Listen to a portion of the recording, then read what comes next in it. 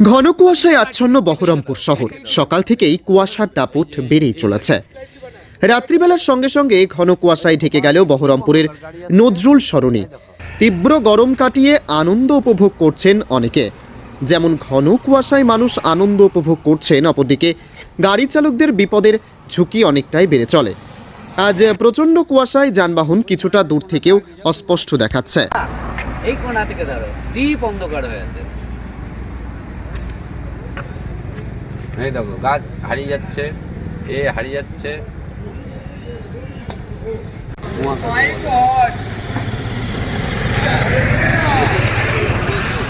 আমি আর কাট করবো না, থাক, নাম বলবোই না। না বললো আগের বারেও ছিল লাইফে ভাড়া আমার গাড়িতে। আগের বার কি মনে করেছি তো এখানে লাইভ আজকে কুয়াশা, এই কুয়াশার উপভোগ সবকে করা উচিত।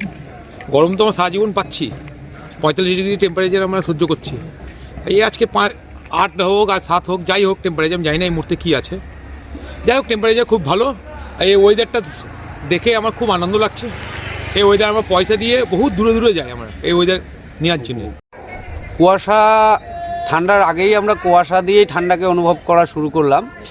তো এই শহরে মানুষ কি বলবো, শত ব্যস্ততা, শত বিদ্বেষের মধ্যেও এইটাকে এনজয় করছে, আনন্দ উপভোগ নিচ্ছে। কিন্তু এটা কতক্ষণ মানে দীর্ঘমেয়াদী হবে কিনা এটা জানা নেই আমাদের, কারণ প্রত্যেকেই ব্যস্ততম জিনিসে, কারণ আমরা খুব তাড়াতাড়ি সব কিছু ভুলে যাই, আমাদের মেমোরিটা খুব ছোট।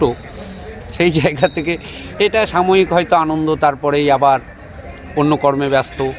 তবে অলমোস্ট আজকে সারাদিনের যা ব্যাপার, তাতে একটা এনজয়ফুল দিন। কী নাম আপনার? আমার নাম অমৃত সিং ওরফে কালিদা।